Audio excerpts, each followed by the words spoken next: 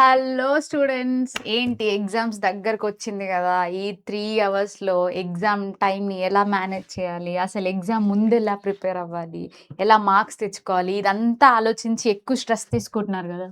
So 3 hours ఉండే ఎగ్జామ్లో మీ టైంని ఎట్లా మేనేజ్ చేసుకోవాలి అని చెప్పి నేను మీకు కొన్ని టిప్స్ చెప్పాలి అని అనుకుంటున్నా, right. So first, exam time వచ్చేసి మనకి 3 అవర్స్ ఉంటుందబ్బా.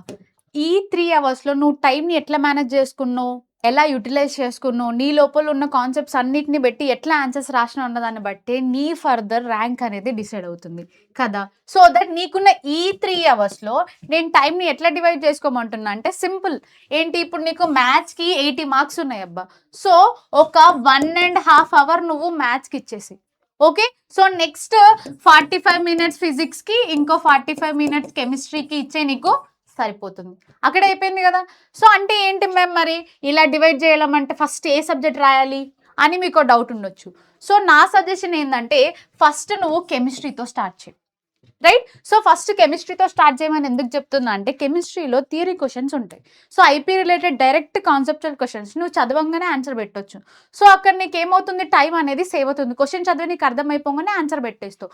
సో కెమిస్ట్రీలో నువ్వు ఇంకా ఏం చేయొచ్చు అంటే ఒక 40 మినిట్స్ ఈ ఎగ్జామ్ రాయి, నెక్స్ట్ మ్యాథ్స్ ఆర్ ఫిజిక్స్ని చూస్ చేసుకో, రైట్. నువ్వు ఏది చూస్ చేసుకున్నా సరే కానీ టైం రన్ అవుట్ అవ్వకుండా చెక్ చేసుకో. సరే, నువ్వు ఒక క్వశ్చన్ చూసినావు, అది నీకు ఆన్సర్ వచ్చింది, పెట్టేసినావు, అయిపోయింది. ఒకవేళ ఆన్సర్ రాలేదు అంటే అదే క్వశ్చన్ దగ్గర స్టక్ అవ్వకండి. ర్యాండమ్గా క్వశ్చన్స్ చెక్ చేసుకుంటూ వెళ్ళిపోండి. నీకు ఏది ఆన్సర్ వస్తే అది మార్క్ చేసుకుంటూ వెళ్ళిపో, రైట్. సో మ్యాథ్స్కి అయితే ఖచ్చితంగా నేను చెప్పేది ఏంటి అంటే 1.5 అవర్స్ మీరు ఖచ్చితంగా ఇవ్వాల్సిందే. అర్థమవుతుందా? 1.5 అవర్స్ అంటే 90 మినిట్స్ మీరు ఖచ్చితంగా మ్యాథ్స్కి ఇవ్వాలి, ఎందుకంటే 80 మార్క్స్ ఉన్నాయి. సో దాంట్లో ఒక్కో క్వశ్చన్ ఒకవేళ 4 మినిట్స్కి మించిపోతుంది, లేదంటే 3 మినిట్స్ కంటే ఎక్కువ పడుతుంది అనుకున్నప్పుడు ఆ క్వశ్చన్ని మీరు అక్కడే ఆపేయండి. అర్థమవుతుందా? సో ఆ క్వశ్చన్ అక్కడే ఆపేసి మిగతా క్వశ్చన్స్ అన్ని సాల్వ్ చేయండి.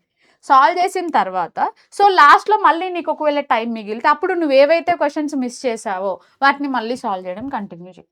Is that clear? సో ఏంటి అంటే ఈ టైంలో నువ్వు 3 అవర్స్లో ఈ సబ్జెక్ట్స్లో ఈ సబ్జెక్ట్స్కి నేను ఇంత టైమే పెడతాను అని ఇలా డివైడ్ చేసుకుంటే, ప్రాపర్గా మేనేజ్ చేసుకుంటే you will get a good rank. అర్థమవుతుందా నాన్న? సో ఏంటి అంటే ఈ టైంని నువ్వు ఇట్లా మేనేజ్ చేసుకోవడానికి మరి నీకు ఎలా తెలుస్తుంది, అరే మ్యామ్ నేను ఈ క్వశ్చన్ రాస్తున్నా, నాకు టైం తెలియకుండా నేను సాల్వ్ చేసుకుంటూనే వెళ్ళిపోతున్నా. అదే కాకుండా మన బ్యాక్ బెంచర్లకి ఇంకో ప్రాబ్లం కూడా ఉంటుంది, కనీసం నేను అసలు 3 అవర్స్ ఎగ్జామ్ కూడా రాయలేకపోతున్నా అని చెప్పి. సో అలాంటి వాళ్ళకి ఏంటి అంటే ఒకటే ఒకటి నాన్న, మాక్ టెస్ట్. ఏంటి? Mock test. నువ్వు ఎన్ని మాక్ టెస్ట్లు రాస్తే నీకు అంత ఏమంటారు గ్రిప్ అనేది వస్తుంది. నీకు మెంటల్గా ప్రిపేర్డ్ అయి ఉంటుంది. ఓకే, ఈ 3 అవర్స్ నేను ఇలా ఎగ్జామ్ రాయాలంటే ఏ సబ్జెక్ట్కి ఎంత టైం ఇవ్వాలి, అసలు రాయగలుగుతున్నానా లేదా. సో ఎన్ని మాక్ టెస్ట్లు రాస్తే నీకు అంత ఎక్స్పీరియన్స్ వస్తుంది ఎగ్జామ్లో. లైక్ ఏమని చెప్పొచ్చు, నువ్వు ఎంత మార్క్ టెస్ట్లు రాస్తే నీకు అంత ఇంప్రూవ్ అనేది అవుతుంది. నువ్వు ఏ సబ్జెక్ట్ దగ్గర ల్యాగ్ అవుతున్నావు, ఏ క్వశ్చన్ దగ్గర మిస్ అవుతుంది, అవన్నీ మళ్ళీ నువ్వు చెక్ చేసుకోవడానికి ఉంటుంది, రైట్. సరే, మరి మాక్ టెస్ట్లు రాయాలి, ఎక్కడ రాయాలి అంటే మనకి ఆల్రెడీ తెలిసిన మన రుద్ర టెస్ట్ సిరీస్ అయితే రైట్ ఉంది మనకి. దానికి కాస్ట్ వచ్చేసి జస్ట్ 299 రూపీసే కదా. సో ఈ టెస్ట్ని మీరు ఇప్పుడే తీసుకోండి, రాయడం స్టార్ట్ చేయండి. సో దట్ 3 అవర్స్లో నువ్వు ఎగ్జామ్ రాస్తే నువ్వు ఏ సబ్జెక్ట్స్కి ఎంత టైం ఇస్తున్నావు, రైట్. ఈ దాంట్లో కూడా నేను ఏం చెప్తున్నా అంటే, సరే నీకు అన్నీ రావు, కొన్ని క్వశ్చన్స్ అటెంప్ట్ చేస్తున్నా అంటే ఒక 2.5 అవర్స్ నువ్వు ఏం చేస్తావంటే కంప్లీట్గా పేపర్ మొత్తం కంప్లీట్ చేసేసి నీకు వచ్చిన క్వశ్చన్స్ మాత్రమే రాయి. అంటే నువ్వు ఏవైతే పెన్ పైన పేపర్ పెట్టి సాల్వ్ చేస్తావో, నీకు ఆ కాన్సెప్ట్స్ పైన ఐడియా ఉందో అవన్నీ 2.5 అవర్స్లో నువ్వు కంప్లీట్ చేసి, తర్వాత లాస్ట్ హాఫ్ అన్ అవర్ ఉంది కదా, ఆ హాఫ్ అన్ అవర్లో మిగిలిన నీకు రాని క్వశ్చన్స్, అసలు ఐడియా లేని క్వశ్చన్స్ అన్నీ కూడా పిక్ చేసుకో. దానికి అయితే చీట్ కోడ్ యూస్ చేస్తావా, నీకు డిఫరెంట్గా ఉన్న ఆన్సర్ పెడతావా, లేదు అంటే అన్నీ కలిపి ఏ ఆప్షన్ మొత్తం ఈయన పెట్టుకుంటూ పోతాం, మొత్తం ఈయన పెట్టుకుంటూ పోతాం, అవన్నీ వచ్చేసి నీ డిసిజన్. కాకపోతే నువ్వు చేయాల్సింది ఏంటి అంటే ఈచ్ అండ్ ఎవ్రీ క్వశ్చన్ని కూడా నువ్వు ఖచ్చితంగా అటెంప్ట్ చేయాలి. 160 క్వశ్చన్స్ ఉంటే 160 నువ్వు ఖచ్చితంగా అటెంప్ట్ చేయాలి.